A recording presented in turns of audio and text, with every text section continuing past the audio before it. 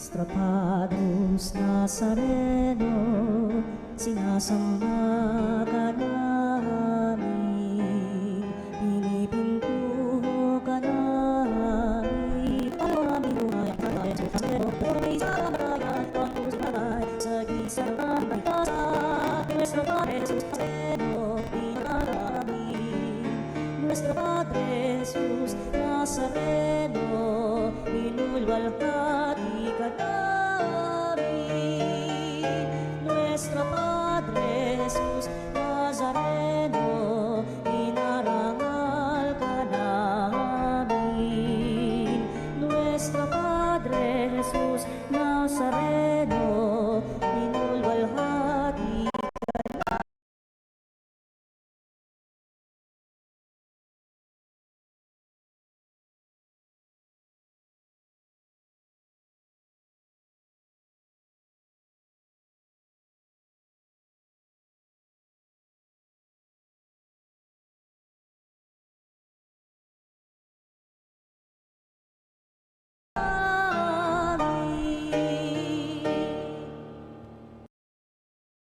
Aming sariwain, ang iligtas niya sa atin.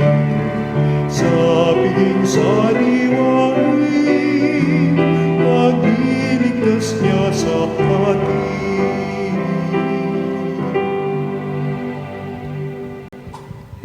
Sa ngalan ng Ama, ng Anak at ng Espiritu Santo. Amen. Ang pagpapala ng ating Panginoon Kristo, ang pag-ibig ng Diyos Ama at pag-isa ng Espiritu Santo, naway sumainyong lahat. At sumayo rin. Mga kapatid, isa pong magandang paalala sa atin na ang Ebanghelyo ngayon. Marami pong may karamdaman na pumunta kay Jesus at sila po ay napagaling. Amin natin ang ating makasalanan upang kayo maging marapat gumanap sa banal na pagdiriwang.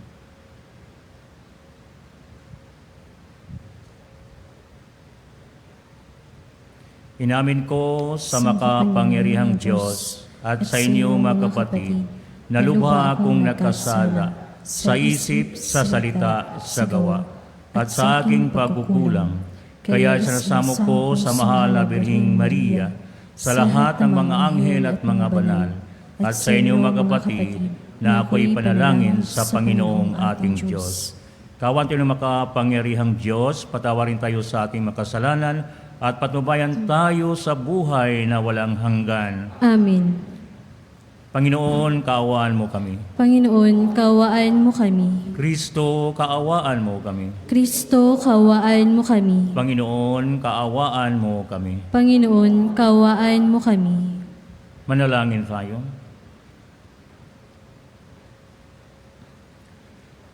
Ama naming makapangyarihan, lagi mong lingapin at patubayan kaming mga kabilang sa iyong angkan. Sa tanging pag-asa na ikaw ay nagbibigay, kami tangkilikin mo at laging subaybayan sa pamamagitan ni Jesucristo, kasama ng Espiritu Santo, magpa sa walang hanggan. Amen. Pagbasa mula sa unang aklat ng mga hari.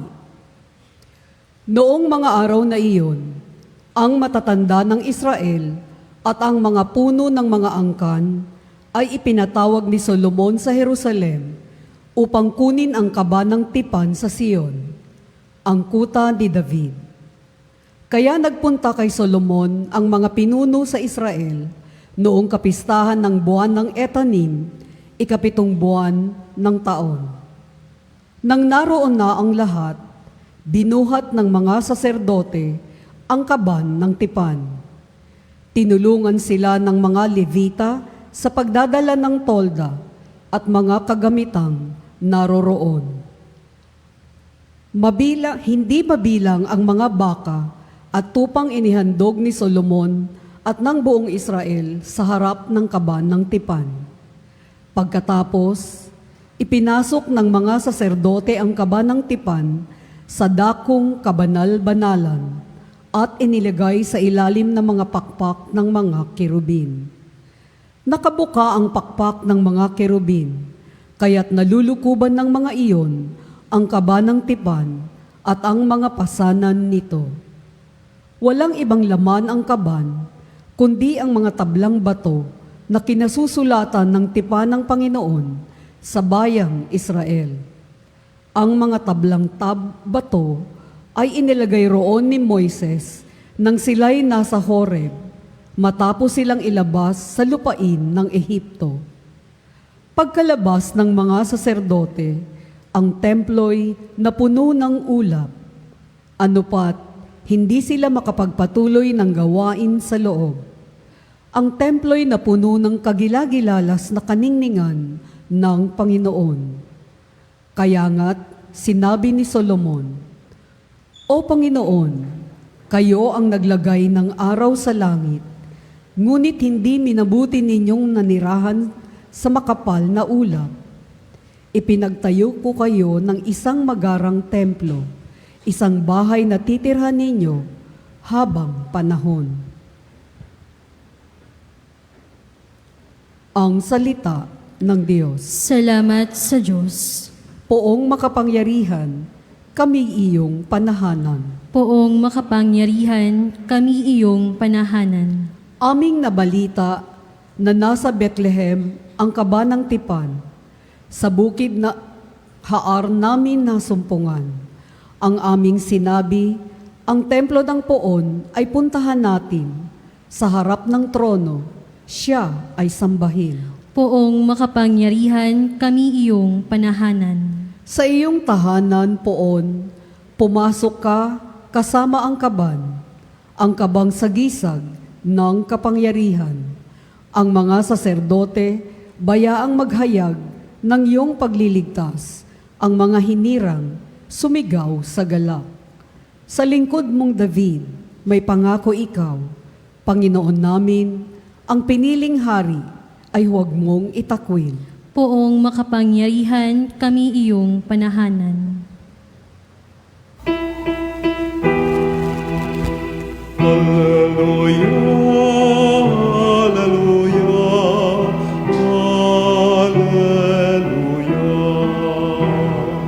Hallelujah, hallelujah, hallelujah.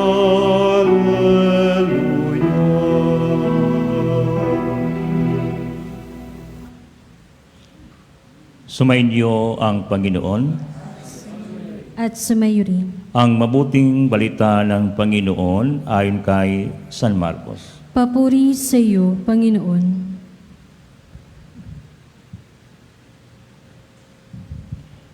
Noong panahong iyon, sina Jesus at kaniyang mga lagad ay tumawid ng lawa. At pagdating sa Genesaret, ay sinasad nila ang bangka. Paglunsad nila, nakilala siya agad ng mga tao. Kaya't namamadaling nilibot ng mga ito ang mga puok sa paligid at ang mga may sakit na nakaratay na sa higaan ay dinala nila kay Jesus. Saan man nila mabalitaang naroon siya at saan man siya dumating, maging sa nayon, lungsod o kabukiran, ay dinadala sa liwasan ang mga may sakit at inisamo sa kanya na pahihipuin sila kahit man lang sa palawit ng kanyang kasuutan. Ang lahat ng makahipo nito ay gumagaling. Ang mabuting balita ng Panginoon. Pinupuri ka namin, Panginoong Hesukristo. Isa po sa mga part sa misyon, yung healing. Nung ako po'y na kapag dalaw sa isang may sakit, pinuntahan ko ang kanilang tahanan, nakahiga. Sa pagdating ko, umiyak na yung kanyang may bahay. Medyo matanda na siya. Alam mo ba, pag may karamdaman, So, ang aking pong ginagawa, kasi nag-request man siya sa healing, pagdarasal. Lalo na yung mayroon pong dasal para sa mga may sakit. Pagkatapos ng dasal, sabi ng may sakit, "Salamat po, Father. Medyo gumagaan ang aking pakiramdam." Pagkatapos sa kaniyang pagsabi, sabi ko, "Salamat sa Diyos na naramdaman mo ang kaniyang biyaya." Mga kapatid, sa panahon ni Jesus, nasabang siya po'y naglalakbay, nabalitaan siya, maraming mga taong sumunod sa kanya, lalo na yung may sakit at karamdaman. Iba nakalatay sa higaan, ina nila. Yung iba naman is, sa isip sana, pag makahipo ako sa kanyang damit, mapagaling ako. So bakit po ang mga may sakit ay hinahanap nila si Jesus? Isa lamang yung rason, mapagaling sila. Ano ba sa ating palagay ngayon, bakit sila hinahanap? Isa po ay yung kanilang pananalig at pananampalataya kay Jesus. So ang tao, ang siya, ang una nga mayroon pong aksyon sa kaniyang buhay. Lalo na pag may sakit. Ang ating pong katawan,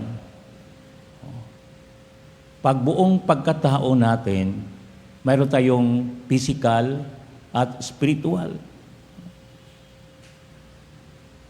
Pag humina ang ating spiritual, humihina rin ang ating physical. Kasi di ba minsan tayo po ay nakaramdam ng, bakit ako medyo humihina na kanina is malakas ka tapos humihina ang ating spiritual.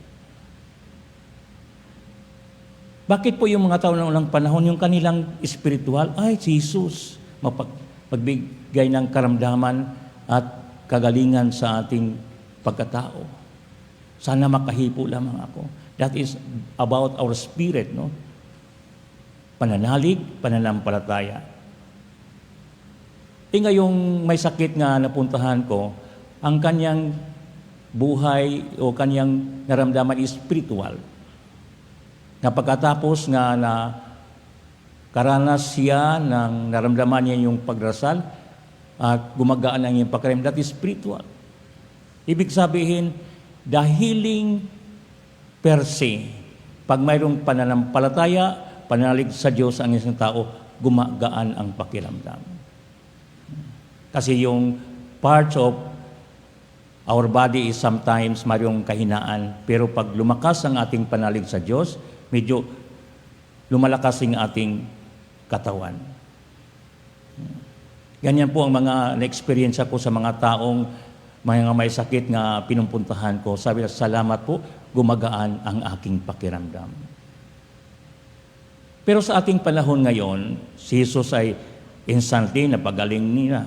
Kasi kahit makahipo lang sila.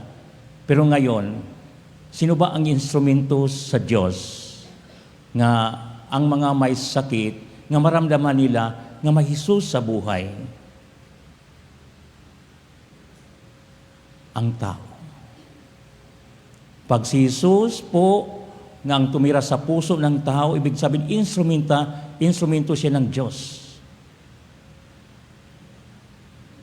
Di ba mayroon pong mga pari nga magaling sa healing ministry? Sila po instrumento ng Diyos. Yung mga medical practitioner nga, sila po napapagaling, sila po instrumento ng Diyos. Pero pag sumandal ka na sa pananampalataya at pag-ibig ng Diyos, pananalig mo na ito. At ito po ay isang kagandahan ng tao. Yung mga kapatid, ang mahalaga sa buhay pag mayroon tayong karamdaman o mga may sakit, ibig sabihin ang ating katawan. Pero pag lumakas ang ating espiritual, kahit mayroon kang naramdaman sa physical mo, sa katawan, gumagaan. Bakit po? Ang ating pong espiritu ay lumalakas. Sabi pa ng pag-aral mo, our body is temple of the Spirit. Ibig sabihin, ang Diyos nga nagdala sa atin ng isang kagandahan through our faith, yung ating spiritual na buhay. Wala na may ibang pakiramdam natin pag tayo po'y sumandal sa pag-ibig ng Diyos. Marami pong mga testimony na sa kanilang buhay may sakit, nahihiled sila. Through their faith. Ibig sabihin, pananampalataya, paniniwala, at sumunod ayon sa isang kagandahang loob ng Diyos. So ganyan po yun. Inga sa Ebanghelyo ngayon ay isang palalasan nga sila ang mga tao ang pumunta kay Jesus. At tayo ngayon, pag halimbawa mayroon pakiramdam sa ating buhay, ang ating pong pananalig, pananampalataya sa Diyos, at ang Diyos na ang alam kung ano ang dapat niyang ibibigay sa atin. Pag nakita sa Diyos na buong puso at buong panalig para sa ating kagandahan ng ating katawan at ating kagandahan ng ating spiritual, ang Diyos ay magbigay ng isang biyaya ng ating buhay. And that is what we call kalooban ng Diyos, ang kagandahang ibibigay sa iyo, sapagkat ang Diyos nakakita sa iyong totoong pananalig na mayroong ikaw na magandang ugnayan sa Kanyang magandang biyayang ibibigay sa iyo.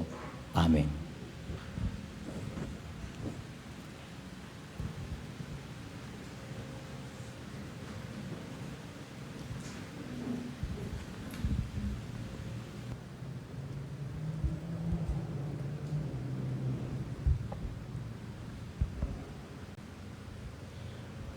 Manalangin tayo sa Ama, nagnais na gumaling ang lahat.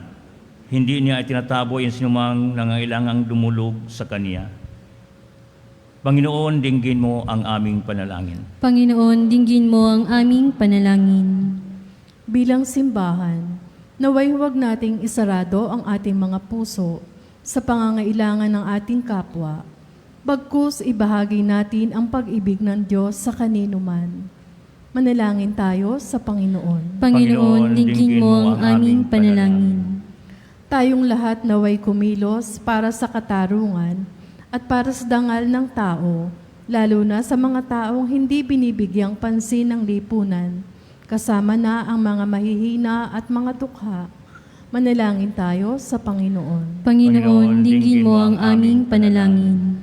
Ang ating komunidad, naway maging matulungin at maitaas ang bawat isa na mayroong pag-ibig at malasakit tulad ng ipinakita sa atin ng Panginoon. Manalangin tayo sa Panginoon. Panginoon, dinggin mo ang aming panalangin. Ang mga may sakit sa isip, katawan at diwa, naway makatagpo ng ganap na kagalingan. Manalangin tayo sa Panginoon. Panginoon, dinggin mo ang aming panalangin. Ang mga tapat na yumao, naway tumanggap ng walang hanggang kapayapaan. Manalangin tayo sa Panginoon. Panginoon, dinggin mo ang aming panalangin. Sa ilang sandali ng katahimikan, ipanalangin natin ang kagalingan at natatanging kahilingan ng mga Eucharistic advocates.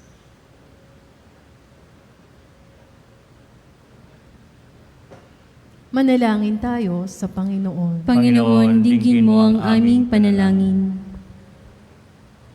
Makapangyarihang Ama, pakinggan mo ang aming mga panalangin at ang aming mga puso at gawin mo kaming laging handa upang tanggapin at mahalin ang nangangailangan naming mga kapatid sa ngalan ni Kristong aming Panginoon. Amen.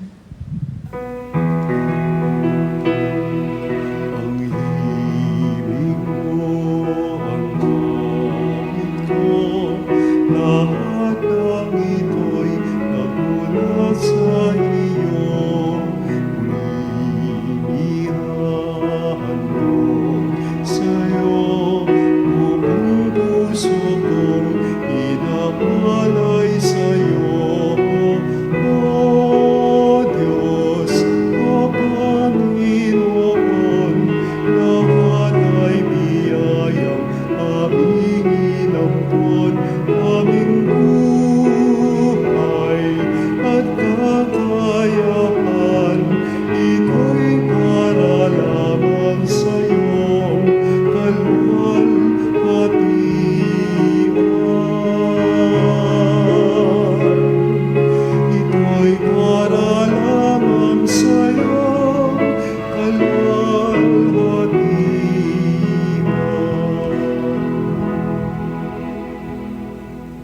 Manalin kayo mga kapatid upang paghain natin kalugdan ng Diyos sa mga makapangyarihan. Tanggapin nawa ng Panginoon ito paghahain sa iyong mga kamay, sa kapurihan niya at karangalan, sa ating kapakinabangan at sa buong sambayan niyang banal.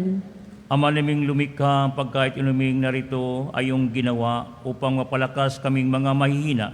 Paloob mong ito ay aming mapagsaluhan bilang pagkikinabang sa buhay mo pagmakailanman sa pamamagitan ni Jesucristo kasama ng Espiritu Santo magpa sa walang hanggan. Amen. Sumainyo ang Panginoon. At sumayo rin. Itaas sa Diyos yung puso at diwa. Itinaas na namin sa Panginoon. Pasalamatan nating Panginoong ating Diyos. Marapat na siya'y pasalamatan. Ama naming makapangyarihan, tunay ngang marapat na ikaw ay aming pasalamatan. Kinulugod mong likhain ang sanlibutan sa iyong pinagbabago at inirangal sa pamagitan ng anak na kinalugdan, kaya't utang na loob ang iyong mga itinatangi, ang mga banal na kapiling mo lagi, ang iyong paggiliw at pagkakandili. Kaya kaysa ng mga anghel siyawit ng papuri sa iyo, nang humpay sa kalangitan, kami nagbubuni sa iyong kadakilaan.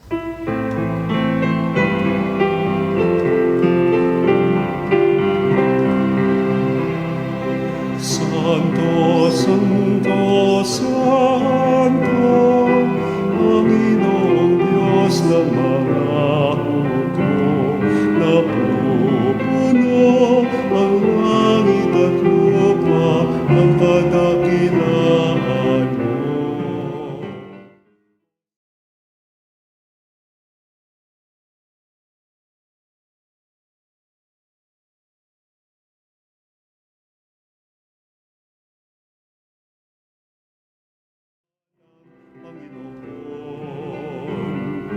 Hosana, Hosana, sa kaitaasan.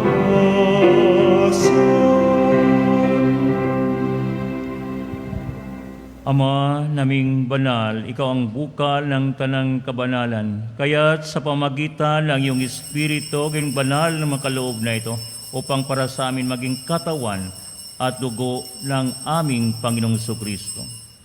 Bago niya pinagtiis ang kusang loob na maging handog, hinawakan niya ang tinapay, pinasalamatan kaniya, pinaghati-hatian niyon, niabot sa kaniyang mga alagad at sinabi, "Tanggapin ninyong lahat ito at kanin. Ito ang aking katawan, ihandog para sa inyo."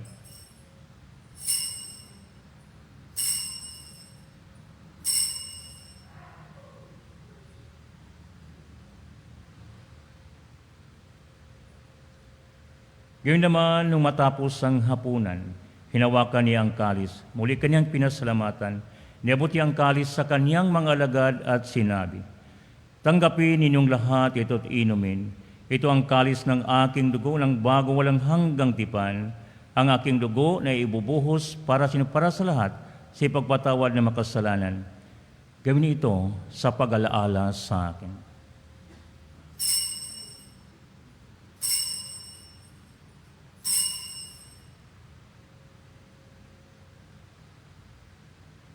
Paguni ang misteryo ng pananampalataya.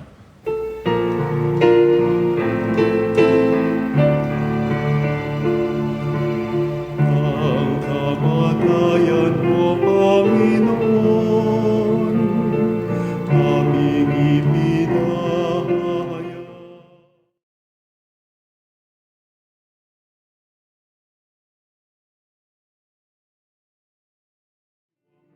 Hanggang sa iyong pagbabalik, hanggang sa iyong pagbabalik.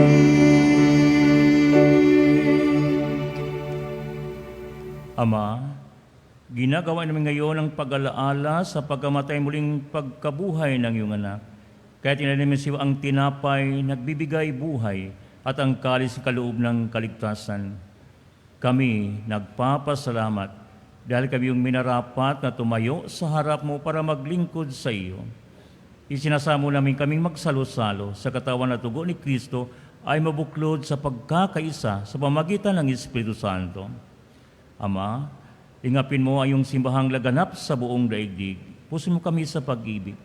Kaisa ni Leon na aming Papa, ni Elias na aming Obispo, at ng tanang kaparian. Alhanin mo rin mga kapatid naming nahimlay na may pag-asa sila'y muling mabubuhay. Gayon din ang lahat ng mga pumanaw. Kaawaan mo sila at patuloyin sa iyong kaliwanagan. Kaawaan mo pagdapating kaming lahat na makasalos yung buhay na walang wakas. Kaysa ng mahal na Birheng Maria, Ina ng Diyos. Kaysa ng mga apostol ang lahat ng mga banal na namuhay dito sa daigdig kalugod-lugod sa iyo. May pagdiwang ng puri sa kararangal mo sa pamagitan ng iyong anak na aming Panginoong Hesukristo. Sa pamamagitan ni Kristo, kasama niya at sa Kanya, ang lahat ng parangal at papuri sa iyo, Diyos amang makapangyarihan, kasama ng Espiritu Santo, magpa sa walang hanggan.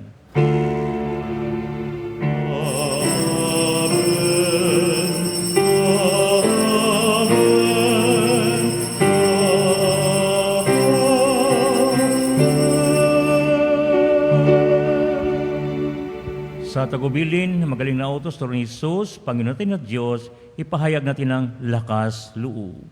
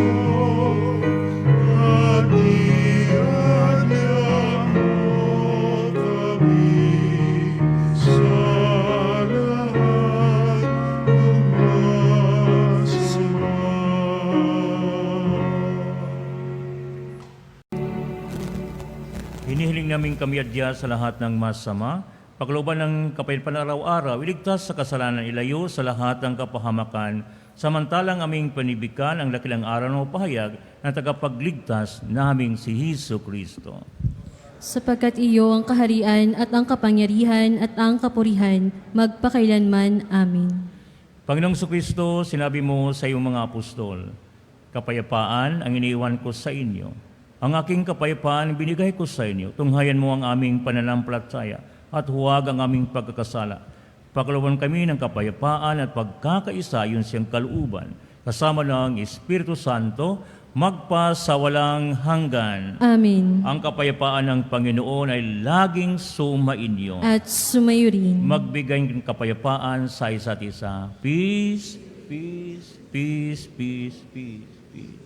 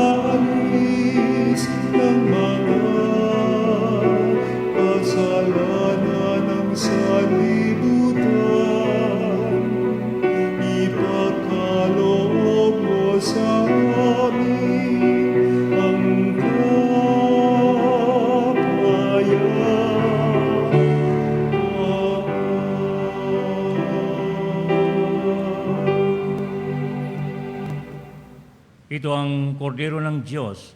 Ito ang nag-alis sa makasalanan ng sanlibutan. Mapalad ang mga inanyahan sa kaniyang piging. Panginoon, hindi ako karapat-dapat na magpatuloy sa iyo, ngunit sa isang salita mo lamang ay gagaling na ako.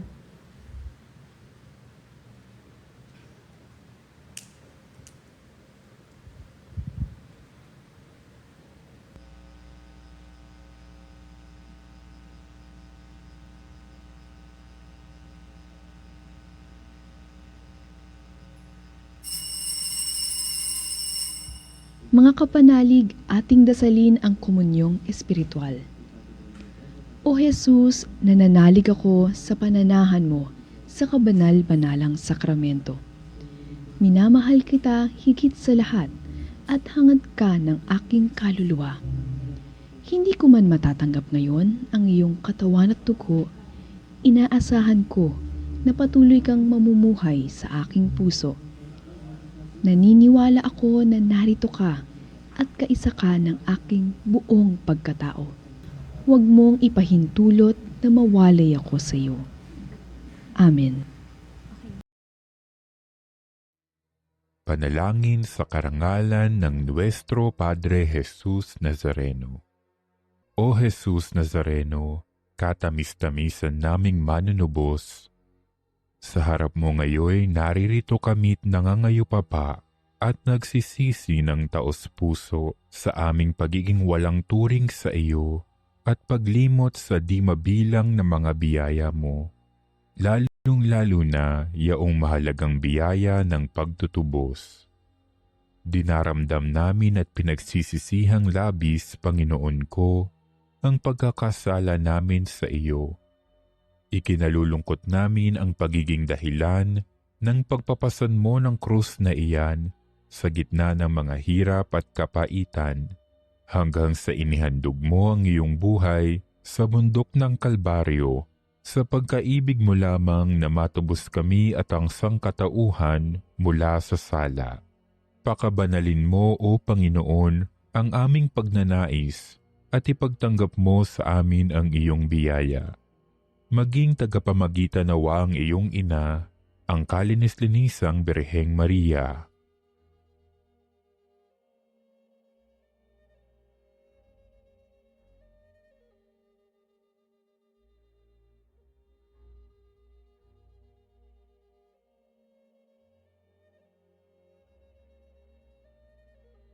Ama naming makapangyarihan, niloob mong akuin ang iyong anak, ang krus at kamatayan, upang ang sangkatauhan ay matubos at mabuhay. Ang pag-ako namin sa krus at kamatayan dito sa lupa, ayon sa diwa ng pagsunod sa iyong loob, na ginanap ng iyong anak, ay magpagindapat nawa naming kamtin ang lubos na katubusan at pagkabuhay sa iyong piling, sa pamamagitan ni Hesukristo, kasama ng Espiritu Santo, magpasawalang hanggan. Amen. Nuestro Padre Jesus Nazareno, Panginoon namin at Diyos, kaawaan mo kami. Ama naming mapagmahal, sapagkat inuming pagkaisa ang ibinibigay, kami niloob mong mapakinabang kaisa ni Kristo, kami naway makapamuhay upang makapamunga na may kagalakan para sa kapakanan ng aming kapwa-tao sa sanlibutan, sa mamagitan niya, kasama ng Espiritu Santo, magpa sa walang hanggan. Amen. Panalangin para sa lahat ng may karamdaman. O Panginoon naming Diyos, Ikaw ang dakilang manggagamot at tagapagaling. Sa oras na ito, itinataas namin sa iyo ang lahat ng may sakit, pisikal man, emosyonal o espiritual.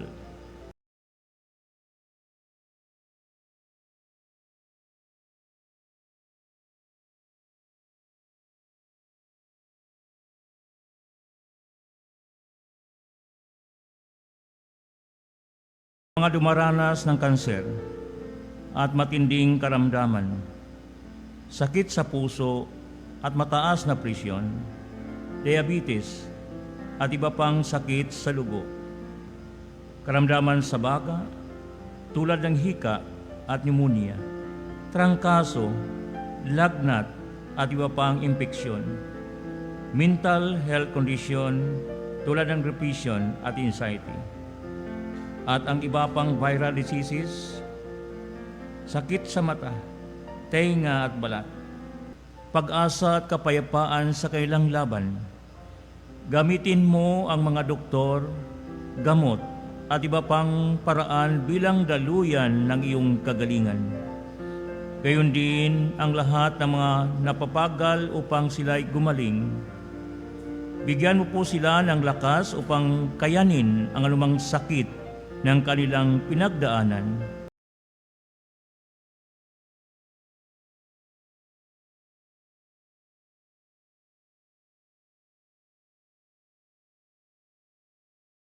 Na nag-alaga sa kanila. Naway huwag silang mawala ng pag-asa, kundi patuloy na magtiwala sa iyong pagmamahal at habag. Sa lahat ng mga mabigat na dinadala, ipalaala mo sa kanila na hindi sila nag-iisa. Kasama kanila sa bawat sandali ng kanilang laban.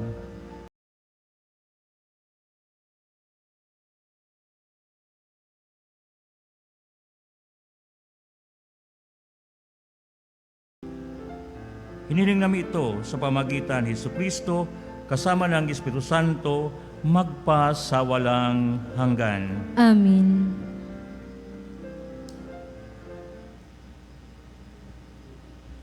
Sumainyo ang Panginoon. At sumayo rin. Pagpalain kayo ng makapangyarihang Diyos, Ama at Anak at Espiritu Santo.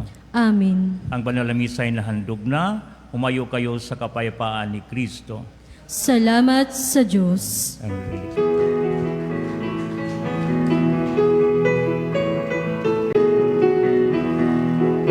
Magsimawin kayo sa Panginoon.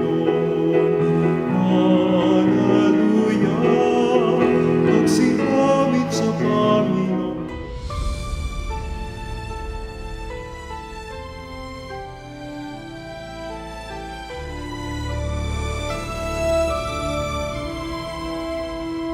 Nuestro Padre Jesús Nazareno, sinasamba ka namin, pinipintuho ka namin, aral mo ang aming buhay at kaligtasan. Nuestro Padre Jesus Nazareno, iligtas mo kami sa kasalanan.